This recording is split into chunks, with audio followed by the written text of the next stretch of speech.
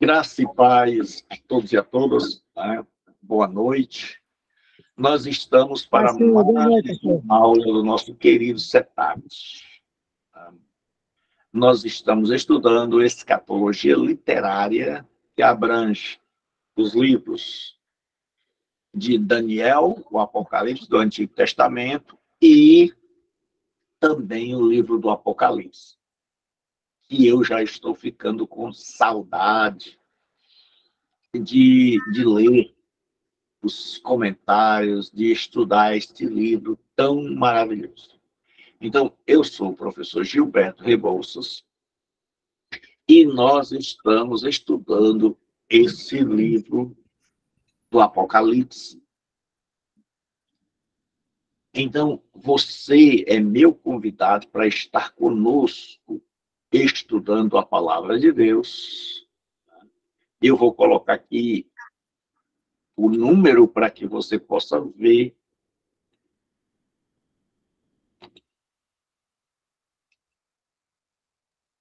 O número é 85.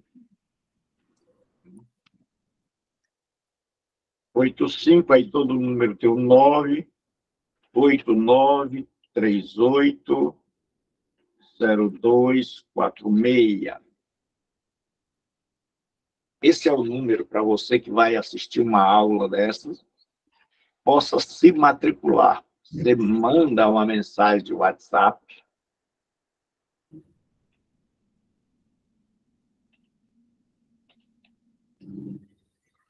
para este número, que está aqui na sua tela, e você se matricula, tá, conosco e estuda conosco a Santa Palavra de Deus.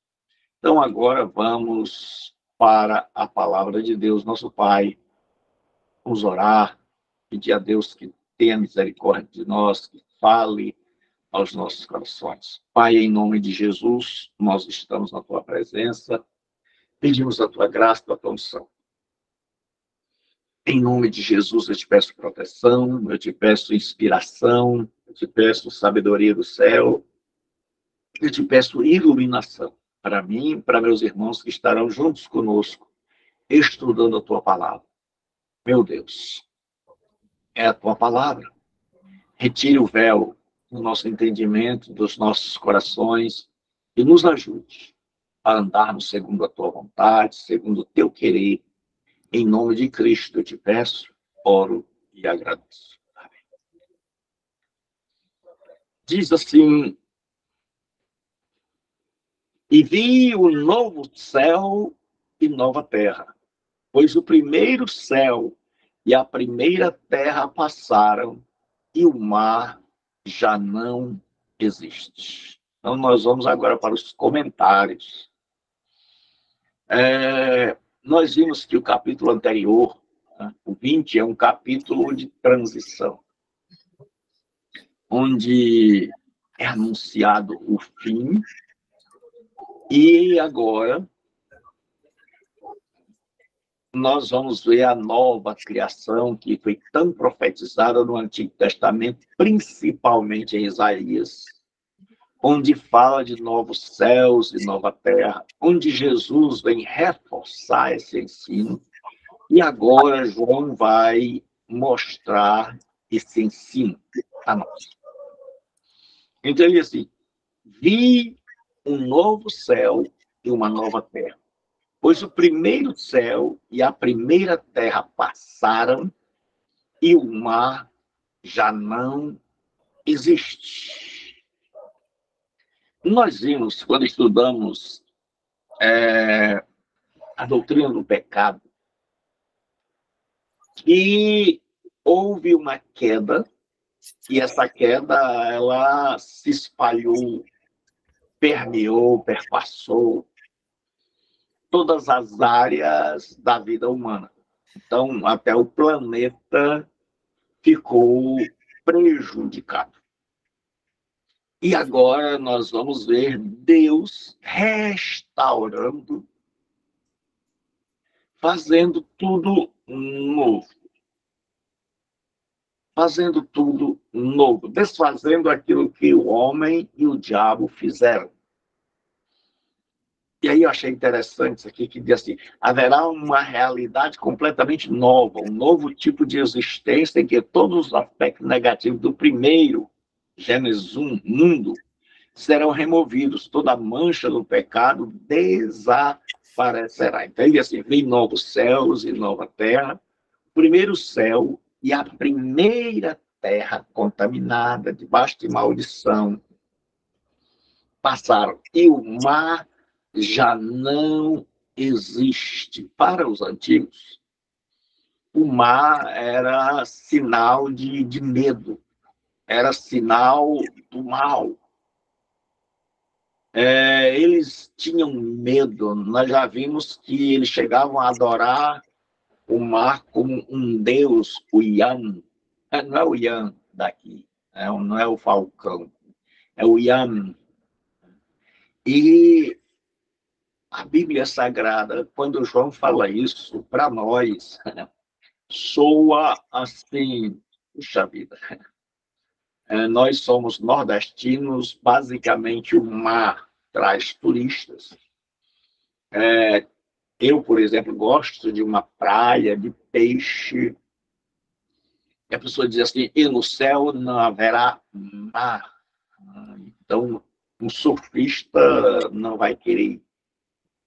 Mas quando a Bíblia Sagrada diz que não haverá mar, é que não haverá mais nada que cause assombro, nada que tire a paz, nada que cause temor, nada, nada. Então diz, e no céu não haverá mar, na nova ordem,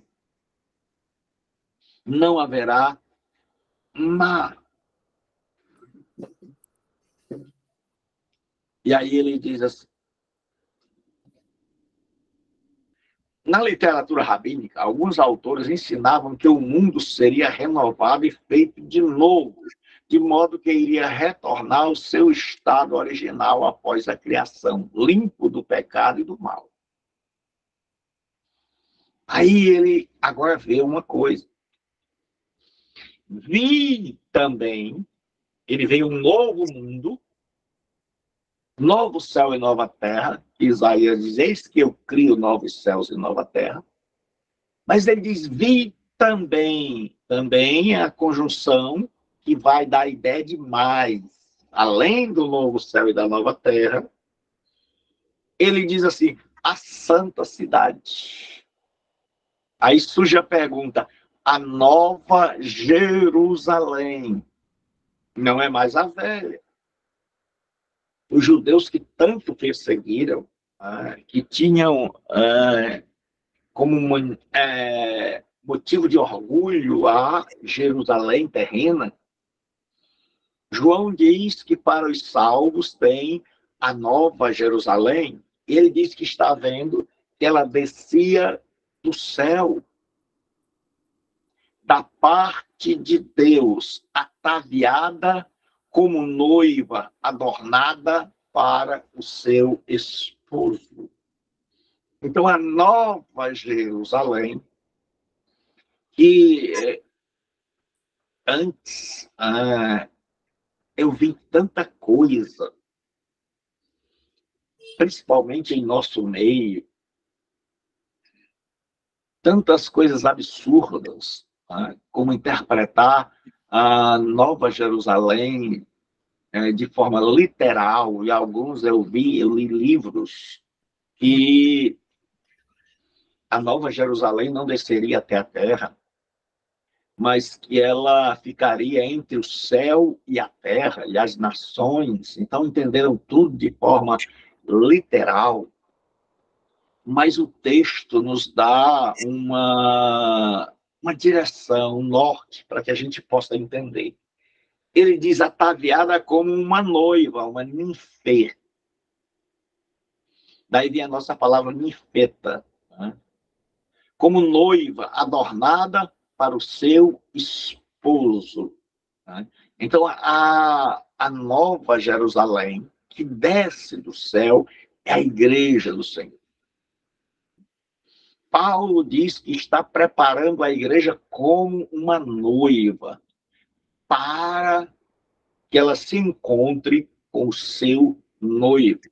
E aqui, João, o Espírito Santo vai mostrar a João esta igreja que já tinha se aprontado lá, diz, bem-aventurado aqueles que são chamados. Participando da segunda edição da ação missionária. Tem uma briga aí, Jailson.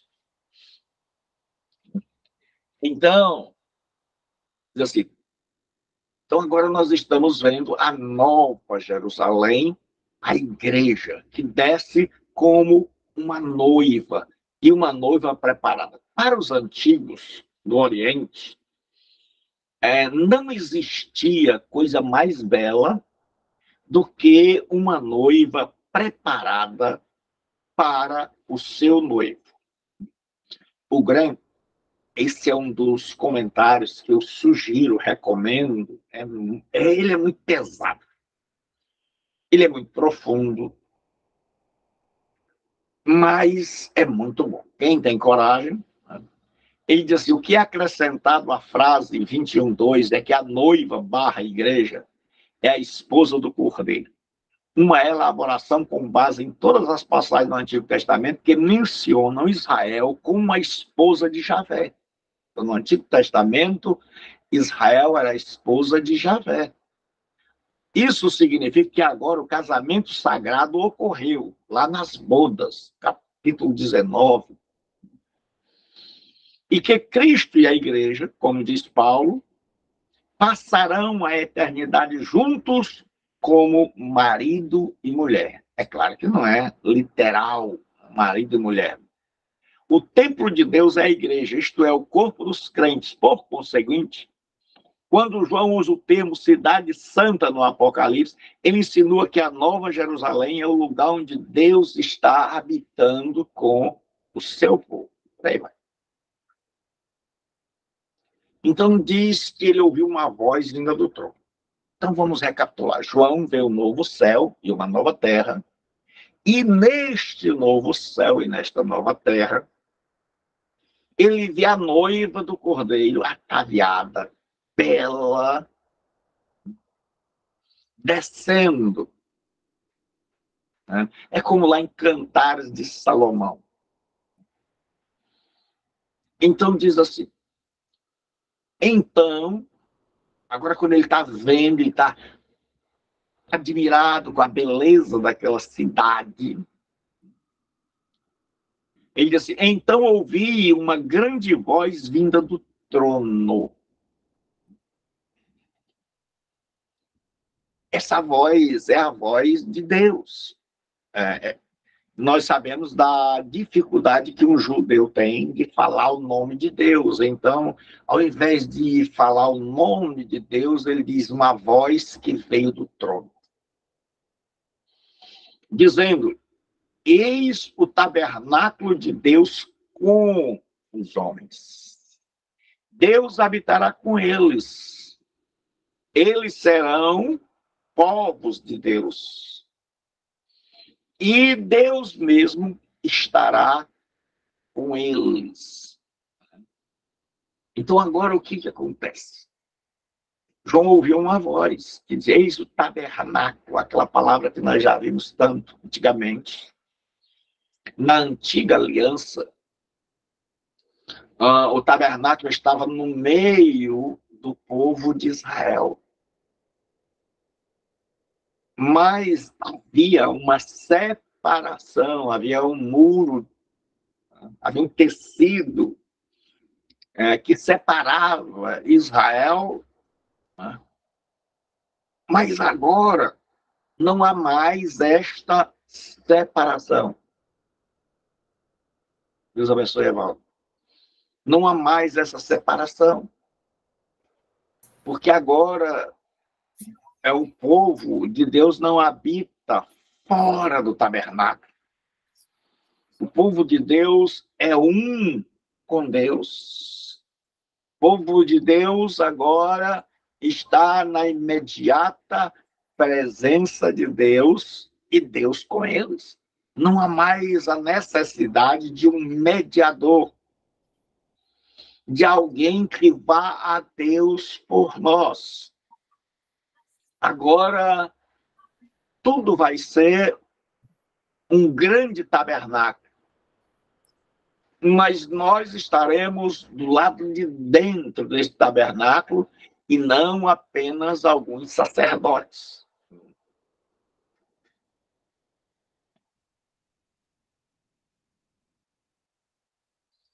E aí diz assim, que o mal será erradicado do universo, aquilo que tanta gente questiona, pergunta, e que foi motivo de pergunta durante toda a história, e que angustiou a muitos crentes.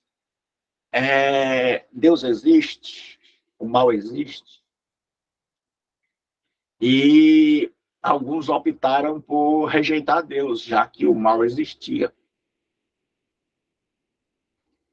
E o que acontece agora? Agora, no Apocalipse, Deus, antes, esta visão que João está tendo é uma visão proléptica. O que é isso? É uma visão antecipatória. Ele está vendo algo que ainda vai acontecer. Ele está tendo uma visão. E aí ele diz assim, e lhes enxugará, ou seja, lhes aqui se refere aos santos, e lhes enxugará dos olhos toda lágrima.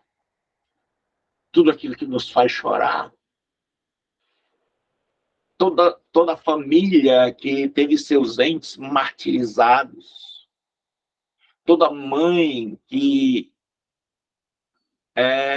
abriu mão do filho para morrer nas arenas. Todo aquele que sofreu na cortina de ferro. Todo aquele que gemeu, todo aquele que foi expulso de casa, perdeu pai, mãe, por causa de Jesus Cristo e que chorou e foi injustiçado, ele diz, e Deus enxugará toda lágrima. Isso significa que, ao chegarmos no céu, como igreja de Cristo, como noiva do Cordeiro, a glória será tão grande, como disse Paulo. Não há comparação entre o que nos espera na glória e as pequenas tribulações, as leves e momentâneas tribulações, não hão de se comparar com o eterno peso de glória.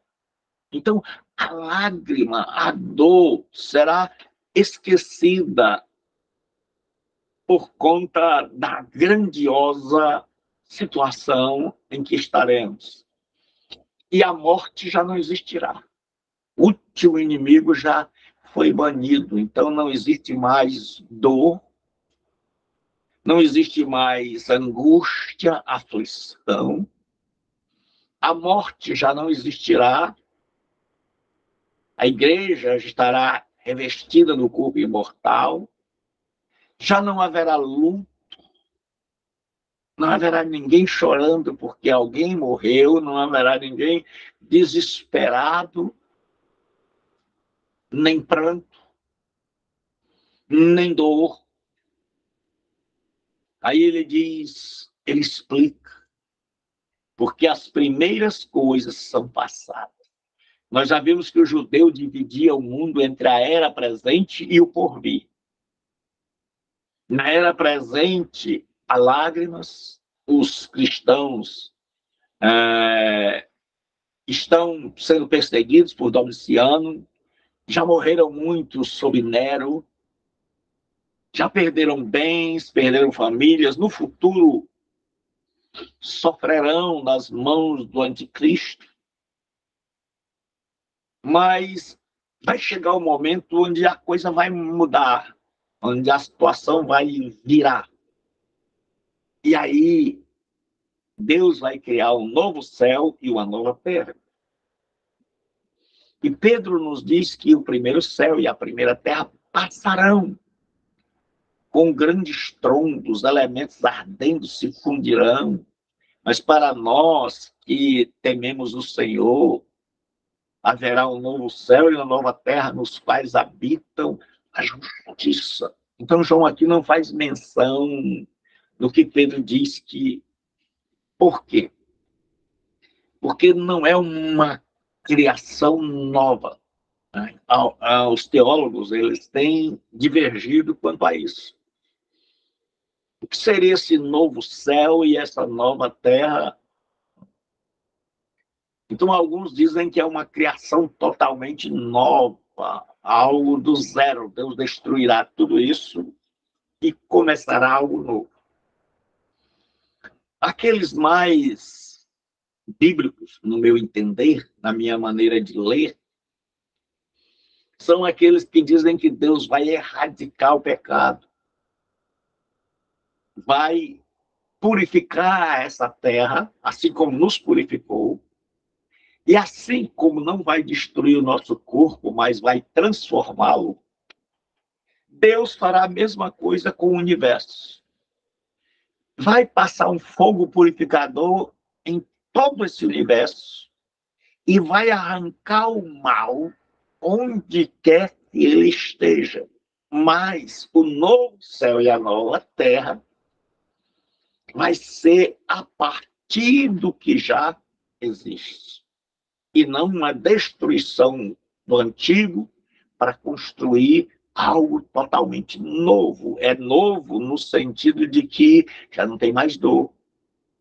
É novo no sentido de que já não tem mais morte. Nesse sentido, é novo. E diz assim, estas primeiras coisas já passaram. Então, pessoal, vamos fazer aqui um acordo. Quando vocês quiserem fazer perguntas, você liga o seu microfone e faz a pergunta, eu terei o maior prazer em tentar responder. Então, eu vou dar aula aqui, mas eu aguardo. Não aguardo que você assista um monólogo.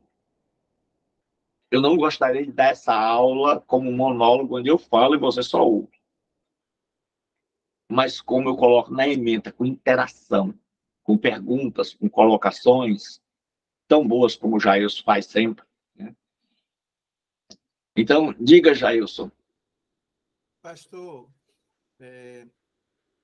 esse capítulo, ele é o Gênesis, né? Tá baixo, eu não estou ouvindo, não. Esse capítulo, ele é o Gênesis, né? Deus Isso. refazendo, desfazendo todo o efeito do pecado. Até a frase é semelhante ao Gênesis, não é isso? Isso. Acontece no Gênesis 1 e 2 e 3, Deus desfaz e faz a nova criação. Justamente. O que eu acho interessante é a ideia da Nova Jerusalém, que é passada para nós, é uma nave espacial. Uma nave espacial que fica entre o céu e a terra, né? Mas, como o senhor falou, e a abordagem do senhor é interessante, ela representa a igreja, né? A união. Nessa nova criação, é a união da igreja com Cristo, né? Na celebração do casamento. E aí eu acho interessante, porque ela vai falar que tudo o que acontece depois do Gênesis até o Apocalipse, Deus desfez agora. Aquilo ali é um momento de restauração completa de toda a humanidade. Então, Deus já explicou. Também é que ele só descreve o novo céu e a nova terra depois que Deus destrói tudo. Então, anticristo, diabo, pecador, não vê o novo céu e a nova terra. O privilégio do novo céu e a nova terra é só para os salvos. Né? Isso. Jailson pega rápido. Então, vamos lá. Aí a nova criação, ela começa na regeneração. Lembre-se que a gente tem uma escatologia realizada e uma escatologia consumada. Então, essa nova criação, ela começa em nós quando nós somos regenerados. E aí Jesus fala de uma regeneração do planeta Terra, que é a palavra palingenesia. Só aparece 2 vezes. E, por mais incrível que pareça, aparece uma vez lá no Evangelho, quando Jesus diz assim, quando da regeneração da terra, vós os assentareis comigo e reinareis, e governareis. Essa é uma promessa de Jesus para os seus discípulos. A segunda vez que ela aparece, regeneração, é quando Paulo diz o lavar regenerador do Espírito que acontece dentro de nós. Então, essa nova criação, ela começou espiritualmente e ela começou dentro de nós. Só que aqui agora nós vamos para a consumação, como Jair perfeitamente compreendeu e com palavras sábias colocou. E aquele que está sentado no trono diz, eis que faço todas as coisas. E quando eu dei aula para vocês sobre queda, eu disse que o pecado teve um rompimento teológico do homem em Deus. Teve um rompimento psicológico, uma ruptura psicológica. O homem, dentro dele mesmo, ficou um lado querendo bem, um lado querendo mal, uma batalha interna. Pensamentos bons, pensamentos ruins, sua natureza foi enfermada. Nós vimos que houve uma ruptura social. Homem e mulher, que era um só, agora não era mais um só, cada um tinha a sua agenda, né? Adão toma para si o nome de homem, de Adão, e coloca um nome na mulher, Eva. Então, há uma ruptura social, há uma ruptura entre a liderança do homem. Os animais não temem mais.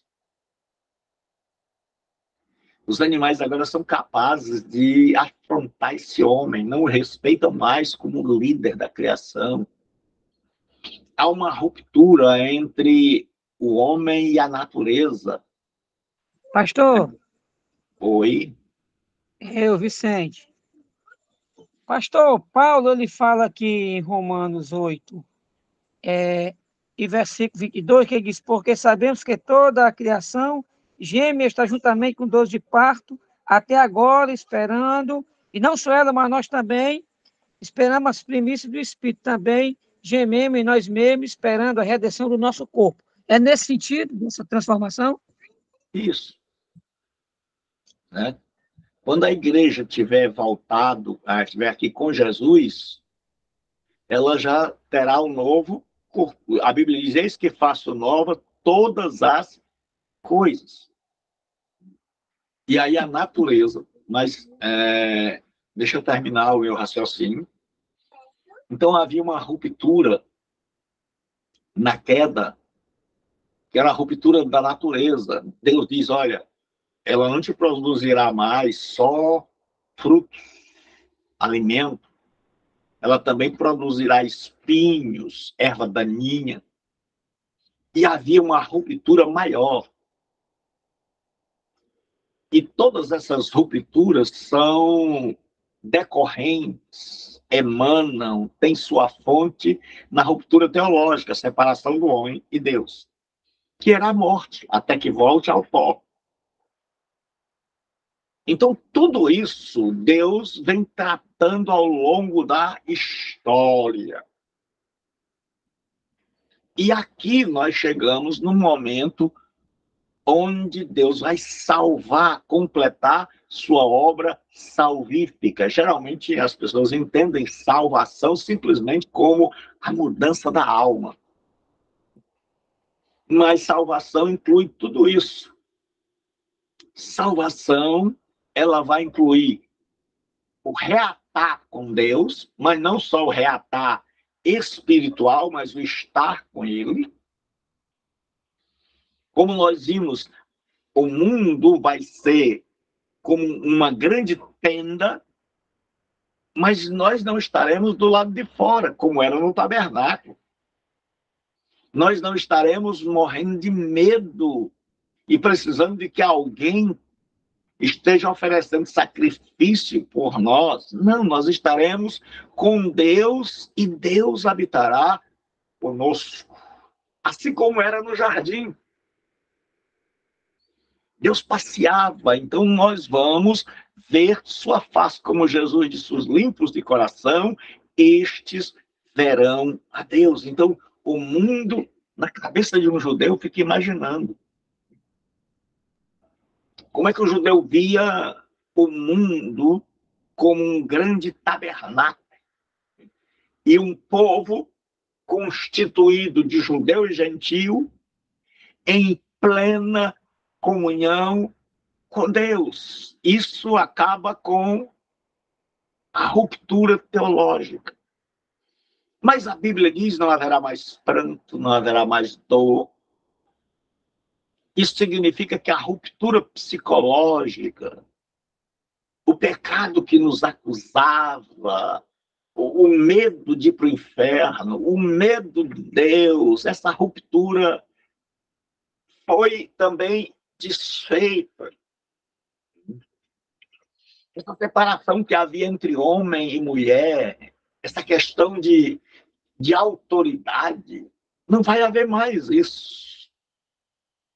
Todos estarão com Deus, sem que haja marido, sem que haja esposa. Como Jesus disse, nem se casam, nem se dão em casamento, mas são como os anjos no céu.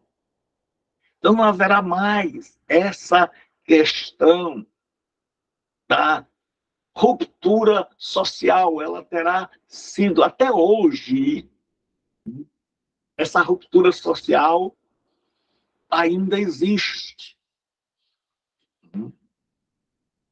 É tanto que a gente tem um grande dilema, se mulher pode exercer na igreja o pastorado.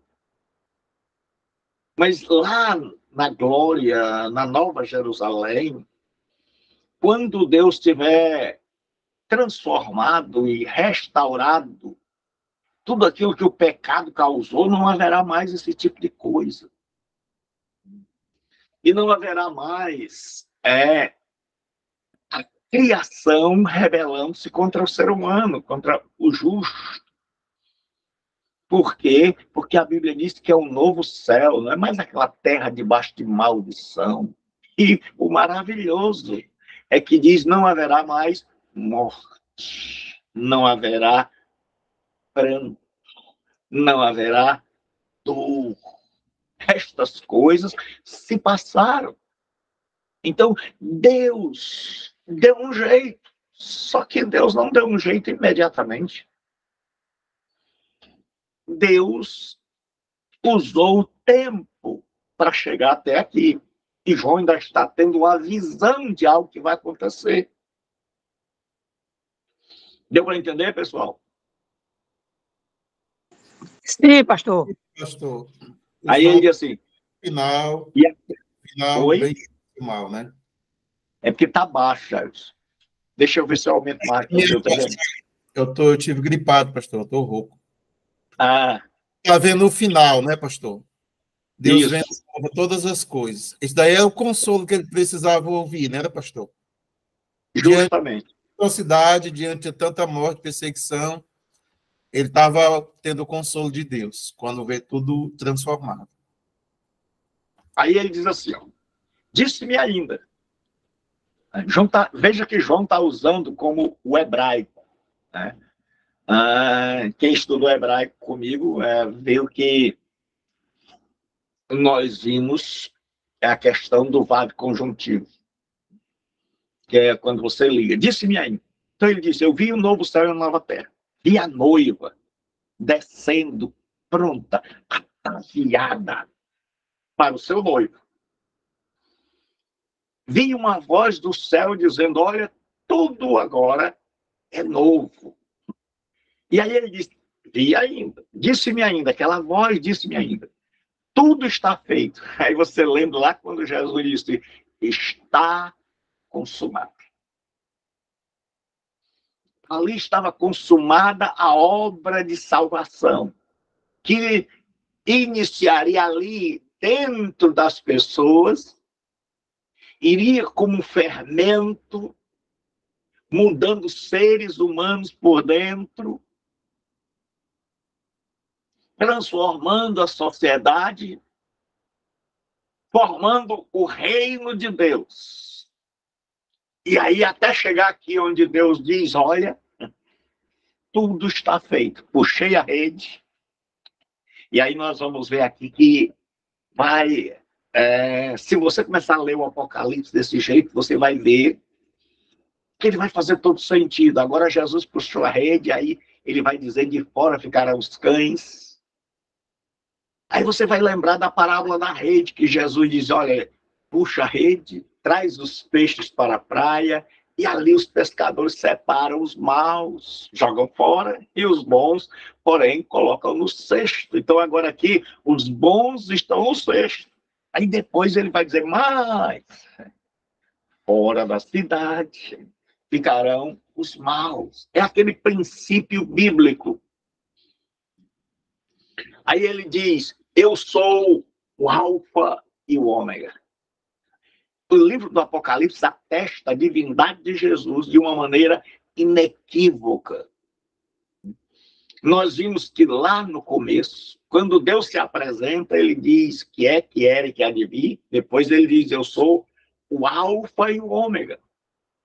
Mas aqui agora, Jesus Cristo vai dizer, eu sou o Alfa e o Ômega.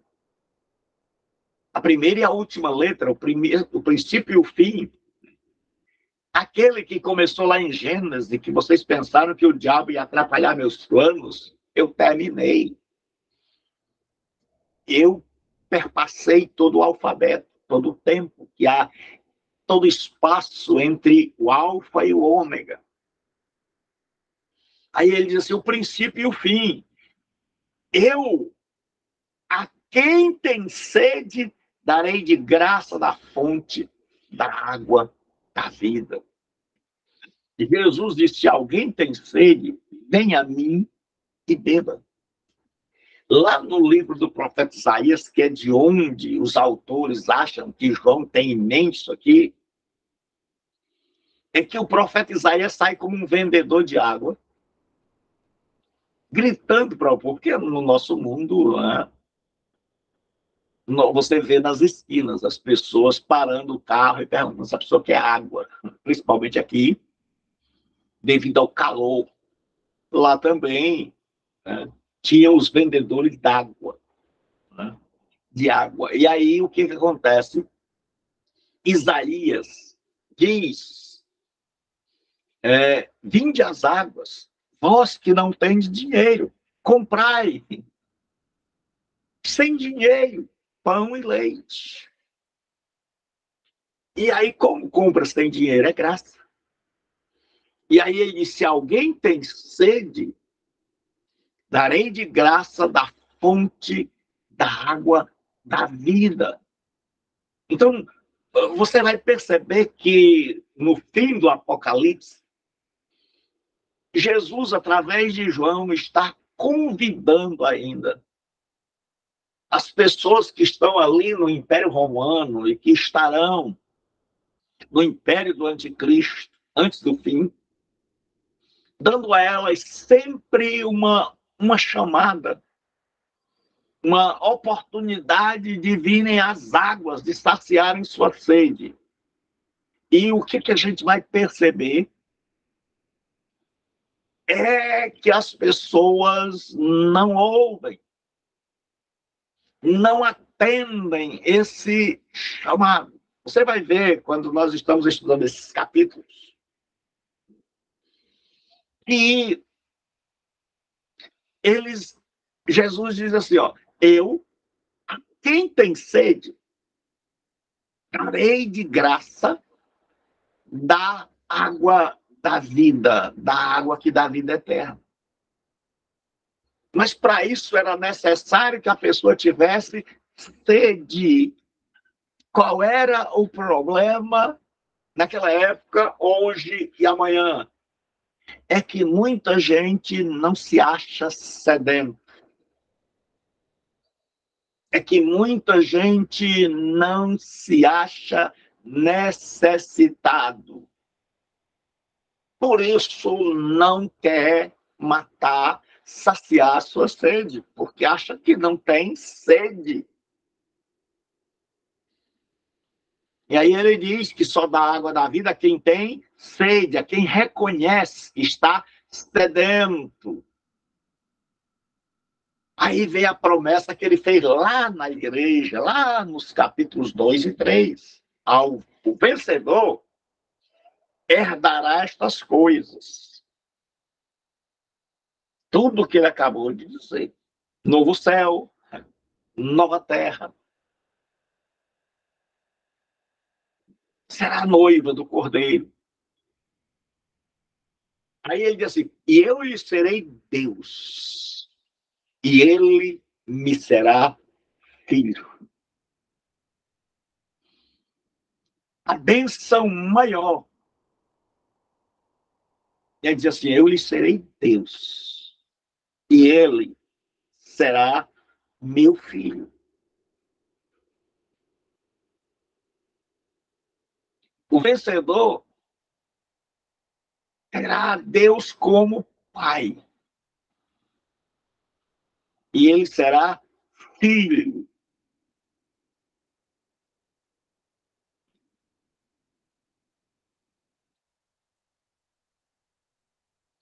Aí agora tem a lista dos reprovados. Lembrem-se que João está tendo uma visão proléptica, algo que ainda vai acontecer. Aí ele vai falar dos reprovados, daqueles que vão ficar de fora da cidade. E aí, meu amigo Jailson, eu vi coisas assim absurdas. Como não só como uma nave espacial, mas até hoje entre teólogos que acham que aquela será uma cidade de verdade e que nós vamos estar protegidos dentro da cidade e que os ímpios vão estar do lado de fora e vão querer entrar, mas nós estaremos protegidos. Né? Aí se vocês pegarem do Osborne, ele bota muitos livros, muitos pensadores cristãos, e depois ele vai refutando. Então, isso aqui é um contraste deliberado. Vamos lembrar para que a gente possa interpretar o Apocalipse. Porque uma coisa eu tenho aprendido, e aprendido com vocês, é que quando você começa a ler livros, os teus olhos espirituais vão começando a se abrir, a clarear. Quando você entra fundo no estudo de um texto e vê várias visões, várias maneiras de ler o texto, de interpretar o texto, o Espírito Santo começa a aclarar. A gente começa a fazer ligar as coisas. Ver, isso eu já vi lá. Mas isso tem. E é claro, quando a gente lê a Escritura. Porque lembre-se, o nosso livro Texto Maior não é o do Osborne. O nosso livro maior é a Bíblia. Então, vamos ver. Quando uma pessoa ela se tornava cristã, ela se tornava marginalizada. Ela era colocada para fora da sociedade. Ela estava à margem. É como um caderno que você tem ali aquela lista vermelha e você escreve da lista vermelha para a direita. E a margem é a pessoa escrever à esquerda daquela linha. Então, os cristãos foram tidos como marginais, como aqueles que não faziam parte do grande, poderoso, magnífico Império Romano. Mas agora, João, inspirado por Jesus Cristo, pelo seu Espírito, ele vai dizer que quem é realmente que vai ficar de fora. Ele diz, quanto, porém é adversativa, faz contraste. Ele vem falando dos santos, ele vem falando da Nova Jerusalém, dos vencedores, mas aí ele lembra, né? Aos covardes, aos incrédulos, aos abomináveis, aos assassinos, aos impuros, aos feiticeiros, aos idólatras e a todos os mentirosos. Então ele diz os covardes, e alguns estudiosos, inclusive um que eu descobri estudando este livro magnífico, Sweet, ele diz que estes covardes são aqueles que, por temor ao Império Romano, renegaram a sua fé. São aqueles que abandonaram a fé para não morrer. Se acovardaram. E aí eles dizem que tantos são. Porque, geralmente, quando se pega isso aqui, se coloca simplesmente como os não cristãos ímpios. E aí o Sweet vem e diz que aqueles que se acovardaram estão aliados aos ímpios, estão no mesmo, fizeram a mesma coisa. E aí eu coloquei aqui para vocês uma lista. Não tiveram coragem de sofrer, inclusive pelo amor de Cristo. São os covardes. E aí eu botei 3 pensamentos de cada um. Os incrédulos, aqueles que rejeitaram a aceitar a Cristo. Os abomináveis são aqueles que praticavam a idolatria e tudo, e o bacanal, tudo que lá em Roma era feito. Aí tem aqui detestáveis. Ebdeligmenoi, é um particípio, aponta para aquelas pessoas que se deixam poluir pelo mundo.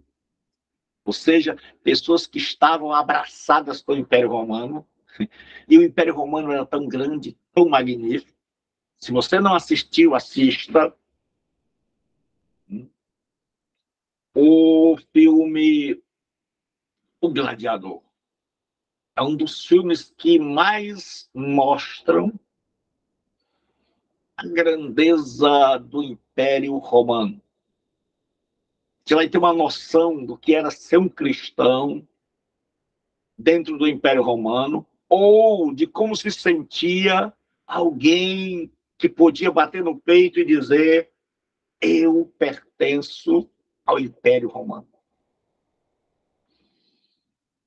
Os assassinos, impuros e feiticeiros são aqueles que João está aqui agora lembrando, aqueles que mataram os cristãos, tanto os judeus quanto principalmente os imperadores.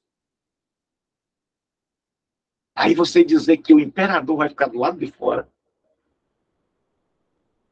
Era muita coragem.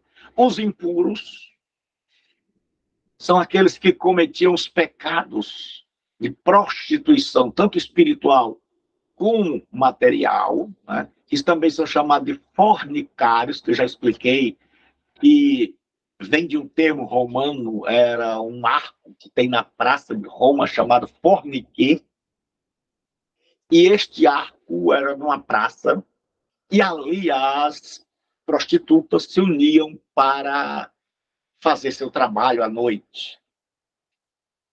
Então, quem ia para ali, para o fornique, o arco, atrás das prostitutas, pegou-se o nome de fornicário ou fornicador, aquele que se prostitui. Os feiticeiros farmaqueia, mas não tem nada a ver com farmácia, né? Só tem aqueles que andam de bicicleta ou de moto fazendo entrega e que trocam por bolo, aí esse daí tem, né? Então, naquela época, os feiticeiros usavam porções mágicas, né? Drogas. E um dos grandes problemas era o culto ao imperador, que Jesus chama de o trono do diabo. Os idólatras, nós não precisamos nem sequer... no mundo greco-romano havia mais deuses do que homens. E os mentirosos, principalmente aqueles que diziam que o imperador era um ser divino e por isso merecia ser adorado. Alguma pergunta até aqui, pessoal? Pastor, então ele desfaz todo mundo que era aparentemente seguro, né? Estável. Isso. Coloca todo mundo de fora da salvação. Isso. Ele faz uma separação de quem está perdido. Ele vem falando dos salvos, aí ele diz assim, espera aí. Deus diz, mas também existem aqueles que vão ficar do lado de fora da igreja, daqueles que não entraram na igreja, e não entraram por covardia, não entraram porque estavam carregados da idolatria, não entraram porque estavam saturados da impureza. Então, a história se repete. A história se repete. Hoje nós temos um monte de gente que nunca entra no reino de Deus porque está saturado de um mundo de vantagens mundanas, de idolatrias, de feitiçarias, de pornografia, de prostituição. Tem mais alguém que tem alguma pergunta? Posso fazer só um comentário, pastor, que eu acho bonito? Pode fazer até 10, gente. Tanto nesse capítulo como no outro. Mesmo falando disso, ele não faz um convite à salvação. Né? Quando ele diz, né? E quem tiver sede, de graça lhe darei da fonte de água da vida. Isso. Quem vai ouvir o que ele vai falar, sendo salvo, sendo perdido, ainda tem um convite à salvação. Ainda tem um convite, mesmo em meio a toda aquela nova... Ele está dizendo o seguinte, Jairus, pega ligeiro. Ele está dizendo, olha, eu vi novo céu, nova terra, eu vi a noiva que desce. E aí ele lembra que tem muita gente que está do lado de fora. Muita gente perdida. Ele diz, quem tem sede, se alguém tiver sede. Então, o requisito é estar sedento. Aí ele promete a água da vida. E aí ele diz, olha, pessoal, mas tem gente aí que não tem sede. Tem gente que vai ficar do lado de fora. E os estudiosos, e o Sweet também, que eu gostei muito, ele diz assim que, à medida em que a história vai se desenrolando, as consciências vão se cauterizando a tal ponto de não haver mais mudança, que é o que nós vamos estudar já, né? Onde parece que cada pessoa já, igual aos anjos, tomou a sua decisão, né? É como se o período probatório tivesse acabado. E ele vai dizer lá, quando ele diz assim, quem é ímpio, cometa impiedade ainda. E aí nós vamos comentar. Então vamos lá. Então, veio um dos 7 anjos que tem as 7 taças cheias dos últimos 7 flagelos e falou comigo.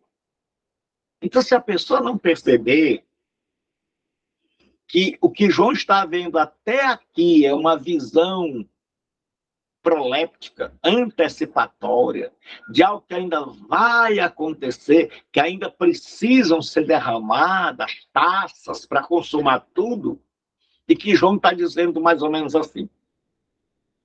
Pessoal, Deus vai destruir aí, vai mandar as últimas pragas. Mas eu estou vendo que vocês estão sofridos, angustiados. Eu estou vendo que vocês estão aí comendo pão que o capeta amassou. Eu estou vendo que vocês estão precisando de um incentivo. Então, eu vou contar uma visão que eu vi. Eu vi o novo céu, eu vi uma nova terra, eu vi a noiva descendo para o noivo, eu ouvi o apelo, quem tem sede. Se alguém tem sede, venha. Então parece que não há mais sede. Aí ele diz, porém, quanto àqueles que botaram vocês para fora, que trataram vocês como marginais, que fizeram da religião de vocês uma religão ilícita, que caçaram vocês, que trataram vocês como se vocês agissem como eles. Esses ficarão de fora. Esses não farão parte da noiva. Pronto. Aí agora ele deu um novo fôlego aos discípulos. E aí Jesus volta e diz assim agora, então veio um dos 7 anjos que tem as 7 taças cheias dos últimos 7 flagelos e falou comigo dizendo, vem. O anjo faz um convite, porque vai continuar. Um dos grandes problemas na divisão de capítulos e versículos é essa. É porque capítulos 21 e 22 são um só texto. E aí o que vai acontecer? O anjo convida João e diz assim, vem e mostrar-te-ei a noiva, a esposa do Cordeiro. Nós vimos que naquela época, casamento judaico tinha 3 partes. Tinha o contrato, o acerto entre os pais, e depois de algum tempo, o noivo vinha. E aí levava a noiva. Mas durante aquele tempo, aquela noiva já era considerada esposa. Por isso que ele diz assim, a noiva, a esposa. E Jesus desposou a igreja quando nos chamou. E apesar de nós termos a noiva, de ainda não morarmos com ele, de ainda não estarmos na sua presença, o compromisso já estava firmado. E agora, o anjo diz, eu vou te mostrar a esposa do Cordeiro. Vamos ver quem é a esposa do Cordeiro. E me transportou em espírito. Nós já vimos isso muito em Ezequiel, né? Que ele me levou em espírito para um vale de ossos secos, até uma grande e elevada montanha. O judeu sempre fala de monte. De lá, quando foi falada a tentação, diz que o diabo levou Jesus para um alto monte, de lá mostrou a ele todos os reinos do mundo. E agora, você vê que a gente vai fazendo o link, a gente vai começando a entender as coisas. Agora, não é mais o diabo mostrando os reinos do mundo, mas é um anjo revelando pelo Espírito Santo, né, de uma grande montanha, e mostrou-me a santa cidade, Jerusalém, que descia do céu da parte de Deus. Então o anjo disse: vem comigo. Vem aqui, eu vou te mostrar a noiva do Cordeiro. Não existe essa história de nave espacial, como disse meu amigo Jailson,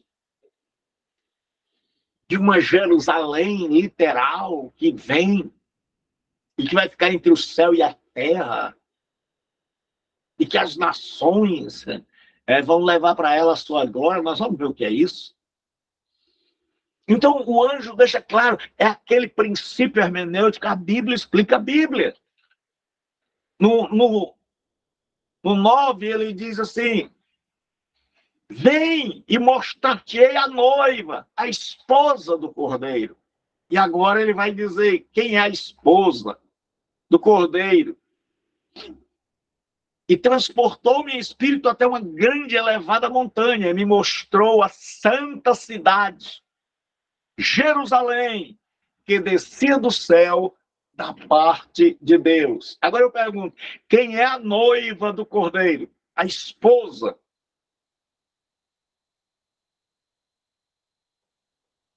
Pelo amor de Deus. A igreja. Está aqui, ó. Que é a Nova Jerusalém. Ah, e a Nova Jerusalém é o quê? Se ela é a noiva do Cordeiro, ela é o quê? A noiva do Cordeiro é a Nova Jerusalém. Se ela é noiva do Cordeiro, ela é o quê? A igreja. Esposa, noiva do Cordeiro. Então, a igreja. A Nova Jerusalém, que fique bem claro, é a igreja de Jesus Cristo. A Nova Jerusalém é o quê, pessoal? A igreja de Jesus Cristo. Ah. Aí você vai ver, né? Ó, a cidade meretriz é vista em um deserto. A cidade noiva é vista em um monte. Ele diz, olha, viu a meretriz embriagada, que era Roma. Agora, no alto de um monte, ele vê a cidade santa, a igreja do Senhor.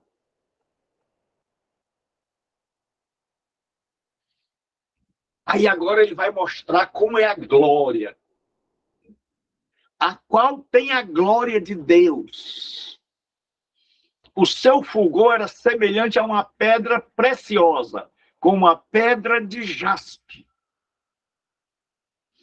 Aí o Simon Kistemaker, ele diz assim, a cidade propriamente dita não tem fonte de luz, senão a que para a sua radiância ela depende da glória de Deus. Isso é tremendo. Diz que a Nova Jerusalém, ela depende, para seu brilho, toda a sua beleza, vem de Deus. Assim como a igreja não tem luz própria. A igreja ilumina, resplandece, melhor dizendo, a luz de Cristo. E Paulo diz, vós sois, aí você vai começando a encaixar as coisas. Ele diz que nós somos como um astro que brilha no mundo, resplandeceis como astros em um mundo de trevas. Só que aqui agora é uma igreja, é uma noiva que revela a glória de Deus. Sempre foi essa a intenção de Deus, usar um povo para manifestar através desse povo a sua glória. E aí vem a teologia da continuidade. Por quê? A teologia dispensacionalista, ela corta as coisas. Ela diz, olha, até aqui o filme, que ela é sobre o Velho Testamento. Acabou. Começou agora um novo filme, uma nova dispensação, a dispensação da graça. E aí agora é a igreja. Então há um rompimento, uma quebra. Não há uma continuidade. E aí fazem todo tipo de malabarismo para interpretar texto como aquele que Jesus virão no Oriente, do Ocidente, do Norte e do Sul, sentar-se-ão à mesa com Abraão, Isaque e Jacó no reino dos céus. Então, essa nova Jerusalém, prestem bastante atenção, é constituída de judeus e gentios, como Paulo diz, que Cristo derrubou a parede da separação que havia entre eles, formando os dois um só povo. Ele diz assim, tinha uma grande e alta muralha. Muralha, no tempo antigo, era para proteger a cidade. O que significa que todos os que estão em Cristo estão seguros. Que assim como alguém que morava dentro de uma grande cidade murada, quanto mais alto fosse o muro, quanto mais largo a sua espessura, maior era o sentimento de segurança dos habitantes. Já naquela época, né, havia os condomínios fechados, as cidades. E havia as favelas, aqueles que moravam no entorno. Esses não tinham segurança. Esses não podiam dormir. Esses eram os primeiros a serem levados cativos. Então, ele diz que naquela cidade tem segurança e 12 portas. E junto às portas, 12 anjos. E sobre elas, nomes escritos que são o nome das 12 tribos dos filhos de Israel. Ou seja, a igreja é constituída de judeus que se converteram desde o Antigo Testamento. Como você vê a história dos primeiros crentes, Abel,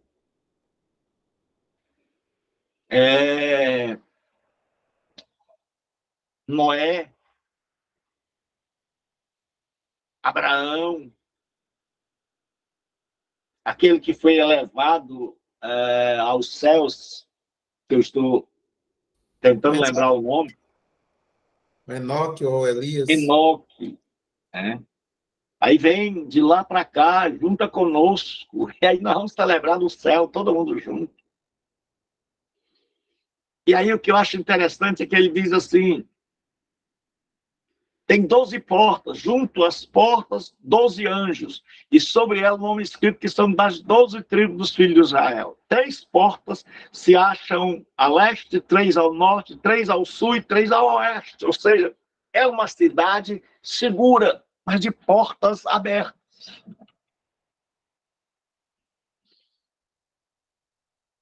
O Apocalipse é, além de tudo, um evangelho. É dizer ainda tem lugar. É dizer de qualquer lado que você estiver do planeta, há uma porta aberta. Vocês lembram que Jesus disse para a igreja? Ele disse, eis que diante de ti eu pus uma porta aberta. Que ele está dizendo que tem 12. As portas estão abertas. Se alguém tem sede, Ainda há lugar. E aí ele diz que não é composta só de judeus. Ele diz, a muralha da cidade tinha 12 fundamentos. E estavam sobre estes o nome dos 12 apóstolos do Cordeiro. O alicerce ficava uma parte do lado de fora. O alicerce é aquela pedra grande, a pedra fundamental, que lá no muro de Jerusalém, o muro das lamentações, tem uma pedra que Luiz Saião disse que pesa 600 toneladas. Não sei como é que consegue fazer algo tão grande.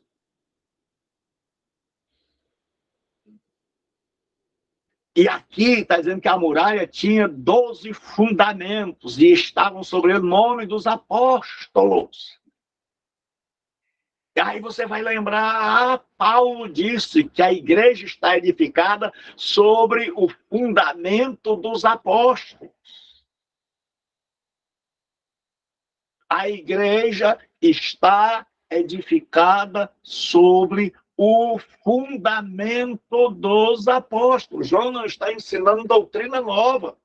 Ele está dizendo, olha, esta igreja única, como o irmão Paulo disse, é composta de judeus. Por isso as 12 tribos.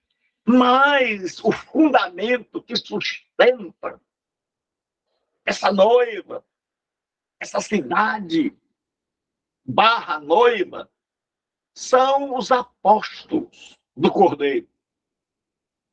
Deu para entender, pessoal? Entendi, pastor. Então ele junta aí o... Pessoal, alguém mais quer falar, além do Jailson? Sim, pastor, entendi. Aí agora vai medir a Nova Jerusalém. Aquele que falava comigo tinha, por medida, uma vara de ouro para medir a cidade, suas portas e sua muralha.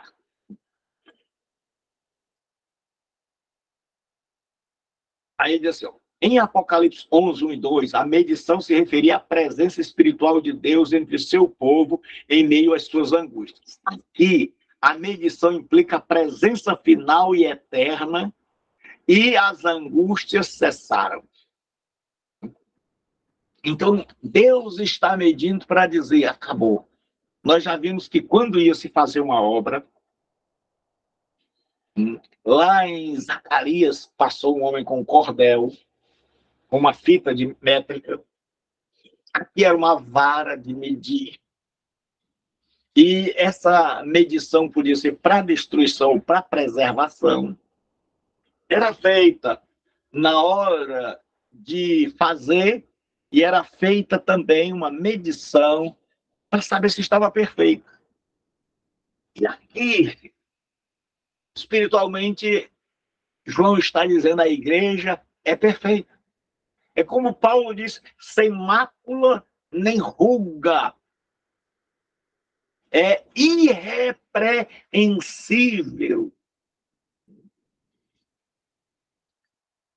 E aí ele fala da perfeição da cidade. Ele mostra a cidade na antiguidade. O quadrado era tido como a perfeição, medida perfeita. Todos os lados eram iguais.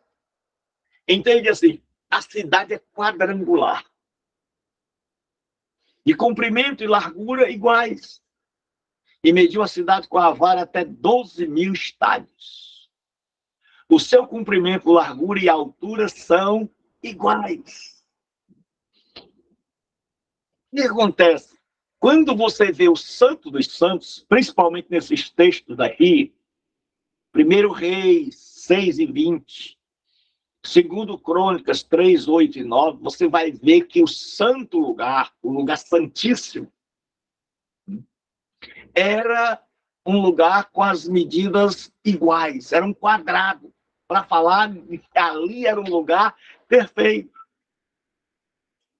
Então, a Nova Jerusalém agora, ela é perfeita. Ela é perfeita. perfeita, aquilo que Paulo disse, olha, eu estou trabalhando para apresentar a Jesus uma noiva sem mácula nem ruga.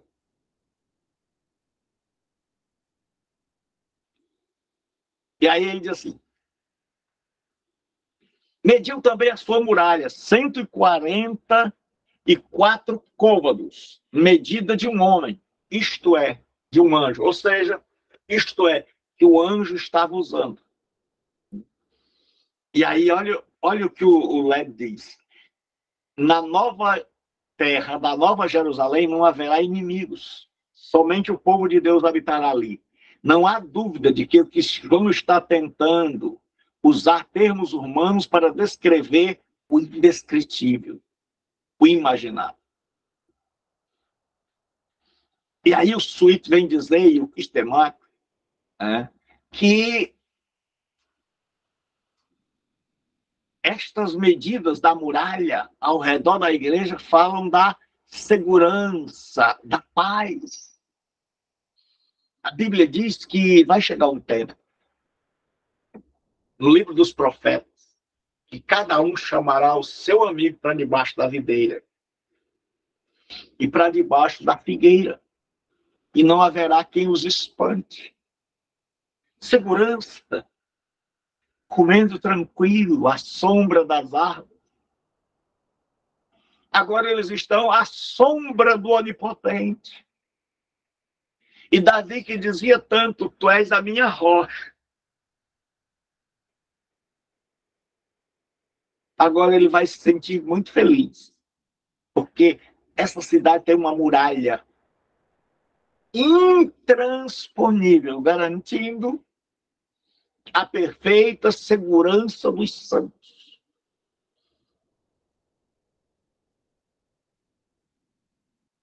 A igreja que já tomou sua decisão é uma igreja segura.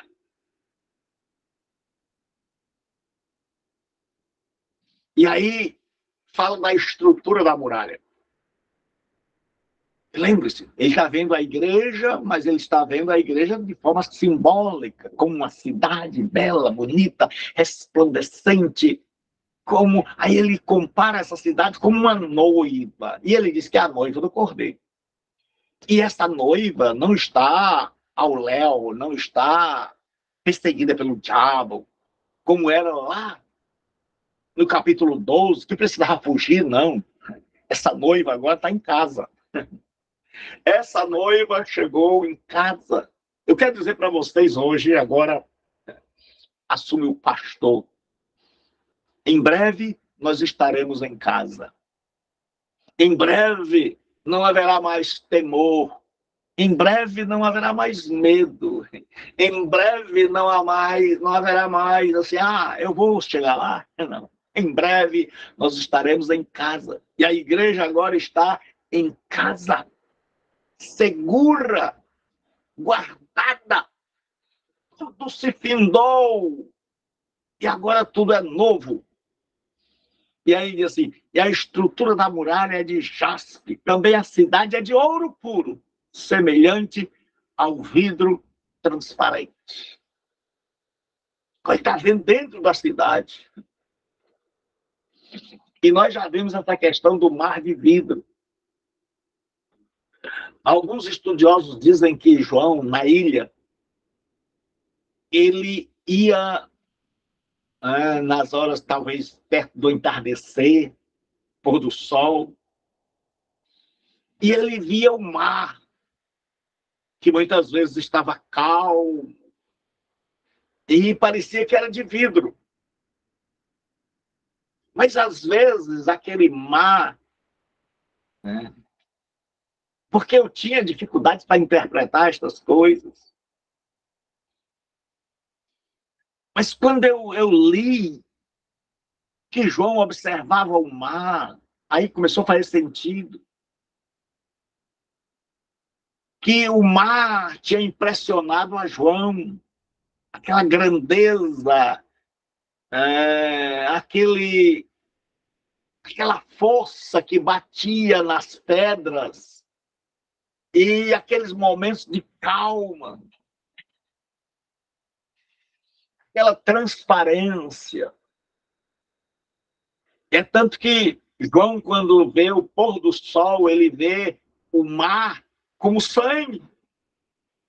E aí eu entendi, o mar ficou avermelhado por causa do pôr do sol. E aí ele diz, e a cidade é de ouro puro. Aí muita gente pensa que é ouro mesmo, que vai andar nas ruas de ouro. E nós somos materialistas até nisso. Mas eles esquecem que diz, como vidro límpido. E aí, o Ralph, ele diz assim, o grego para fábrica é uma palavra rara. Endomesis. Ele diz, vem do verbo endomel e significa construir para dentro. Parece que o sentido aqui é que o muro tinha jaspe embutida nele. Dentro. A verdadeira riqueza da igreja não está fora, está dentro. A beleza da igreja não é a beleza do templo, é a beleza do coração dos crentes. O Lenz, que ele traduz assim, a introdução do jaspe tornou o muro mais brilhante, como uma pulseira adornada com diamantes. Os fundamentos da muralha da cidade. Diz assim, os fundamentos da muralha da cidade estão adornados de toda espécie de pedras preciosas. O primeiro fundamento é o jaspe, o segundo é safiro, o terceiro, ou seja, são aquelas mesmas pedras que estavam no peitoral do sacerdote, indicando a função sacerdotal da igreja e o sacerdócio universal dos crentes. Mas vós sois geração eleita, sacerdócio real, nação santa, povo adquirido para que anuncieis as virtudes daquele que vos chamou das trevas para a sua maravilhosa luz. Então aqui, quando João fala disso, o povo da época, principalmente o judeu, está entendendo, está dizendo, rapaz, isso aí era o que o sacerdote carregava no peito e nos ombros. E Israel foi chamado de um reino de sacerdotes, e agora a igreja. Esta igreja que está edificada sobre o fundamento dos apóstolos, está adornada por homens e mulheres que desempenham a função sacerdotal de levar o ser humano a Deus.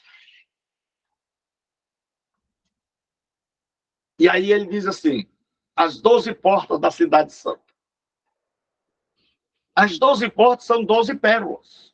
E cada uma destas portas, de uma só pérola. A praça da cidade é de ouro puro, como vidro. Então ele diz que nestas portas tem pérola. Existem estudiosos que dizem que é quase que impossível saber o que ele quer dizer. E o Osborne, ele diz assim, enquanto os fundamentos são compostos de várias pedras preciosas, cada porta consiste em uma grande pérola. Aí a gente lembra, Jesus disse, contou a história, a parábola da pérola de grande valor. Esta cidade, e tem coisas que me vêm a hora que eu estou dando aula aqui, não quando eu estou preparando. Essa é uma delas. Esta cidade, a igreja, é para aqueles que tiveram coragem de largar tudo.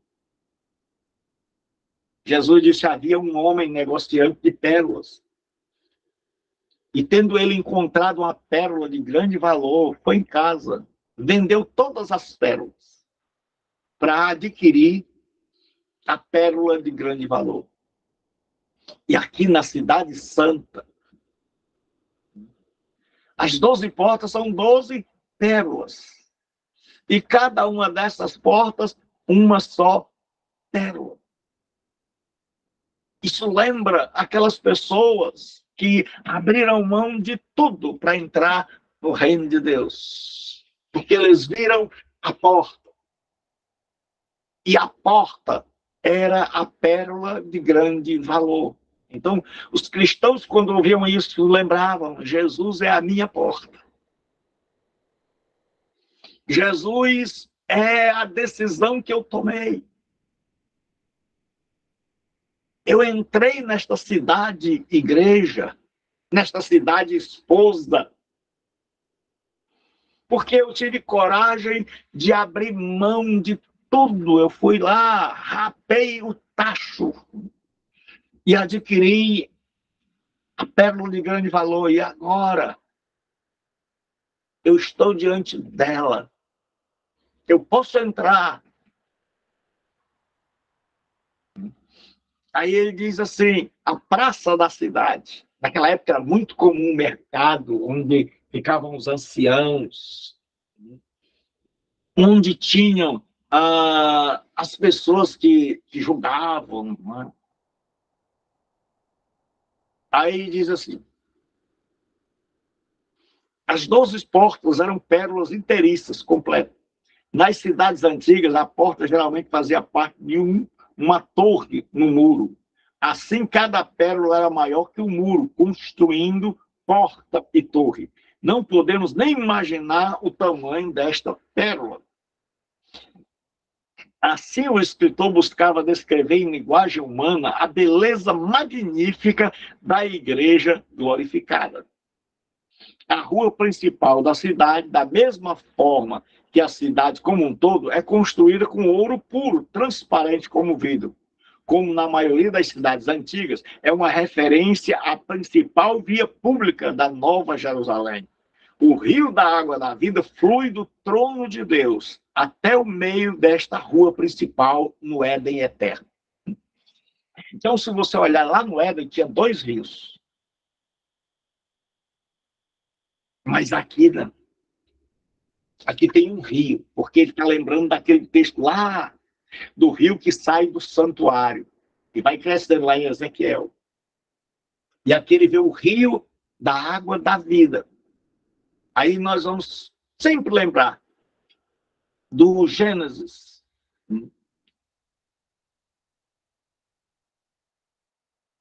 Aí diz assim: nela não vi santuário, porque o seu santuário é o Senhor, o Deus Todo-Poderoso e o Cordeiro.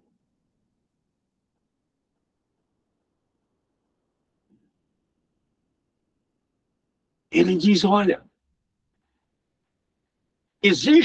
eu não vi santuário do jeito que eu estou acostumado a ver, como o maravilhoso santuário de Jerusalém. Ele diz: mas o santuário ali é Deus. Deus está em todo lugar. Não há mais essa história de eu vou à igreja, mas eu sou a noiva. Nunca mais haverá essa história de igreja-prédio. Então, quem está se preocupando muito com o prédio da igreja, tenha cuidado. Porque lá ele não viu templo nenhum, porque o santuário é o Senhor. Ou seja, toda aquela cidade agora virou o santuário. E Paulo diz: não sabeis vós que sois o templo de Deus e a morada do Espírito? Nós somos aí o templo, a morada de Deus. Lá no céu não vai haver templo. Aí diz assim: a cidade não precisa nem de sol nem da lua. Aí a gente vai ver lá, e Deus fez um luzeiro maior para governar o dia, o menor para governar a noite, para estações, para passagem de dia. Não terá mais necessidade. Porque será a eternidade. Não haverá mais estações. Não haverá mais o movimento da terra, que ora é noite, ora é dia. Mas nós entraremos no dia eterno. Nós não precisaremos de algo para nos iluminar. Jesus disse: eu sou a luz do mundo, e quem me segue não andará em trevas, pelo contrário, terá a luz da vida. E a Bíblia diz no livro de Isaías que todos andarão à luz de Deus.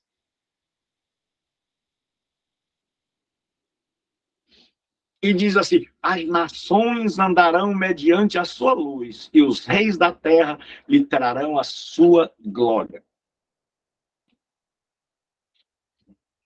Aqui já eu estou antigamente eu li cada coisa. As nações andarão à sua luz. Quem crê literalmente, quem não leu direito, imagina como uma grande nave espacial que baixou até certo ponto. As pessoas estão aqui na Terra e as nações vão mandar presentes.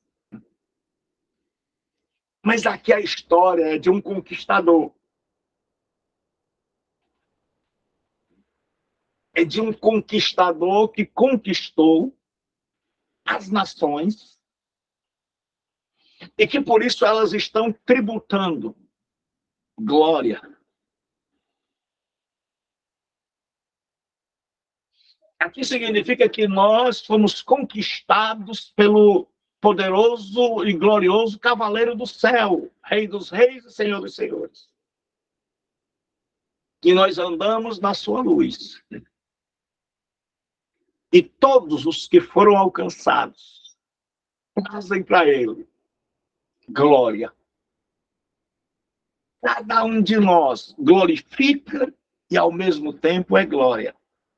Paulo diz: vós sereis a minha glória no dia de Cristo.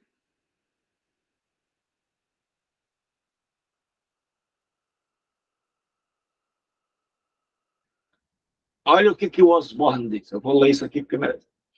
A luz de Deus e do Cordeiro é tão intensa que peripaté sucim ta etne diatu photós autes. Andarão nações em sua luz, finalizando o tema da conversão das nações no livro.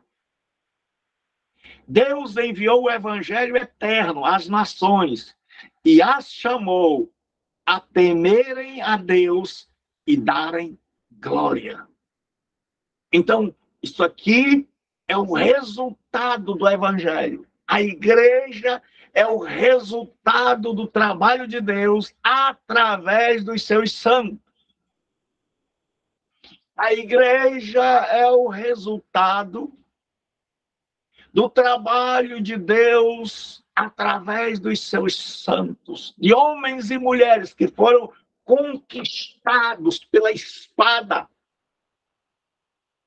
que sai da boca do Messias e que perpassou o nosso coração. E por isso nós tributamos a ele toda a honra, toda a glória. E a Bíblia vai dizer no Apocalipse muitas vezes: e com o seu sangue ele comprou de todas as tribos, raças, línguas, povos e nações. Aqui é o resultado da morte sacrificial de Jesus, da mensagem do Evangelho. E que Deus nos ajude. Que Deus tenha misericórdia de nós, para que a gente possa propagar esse Evangelho. Ele diz assim: as suas portas nunca jamais se fecharão de dia, porque nela não haverá noite. Naquela época, os portões eram fechados por segurança. À noite, para que os bandidos, para que os animais selvagens não entrassem. E diz assim, o Fritz Heineken: os portões eram fechados à noite por motivo de segurança. Lembremos que essa declaração, Isaías 60, versículo 1, seus portões estarão sempre abertos. Isso, porém, é provavelmente uma expressão idiomática que diz, porque a Bíblia diz que não haverá mais noite. Então, como é que aqui está falando de noite? Para dia após dia, em qualquer momento. A ideia é que Deus está no controle de tudo. Todo o mal foi destruído. Portanto, não existe mais nenhuma necessidade de que as nações sejam mantidas do lado de fora, e todos são bem-vindos. Então, ele diz assim, suas portas nunca, jamais se fecharão. Há um eterno convite. Porque nela não haverá mais noite. Porque nela o ladrão não entra. Porque nela o inimigo não entra. E por que não entra? Porque já está no lago de fogo.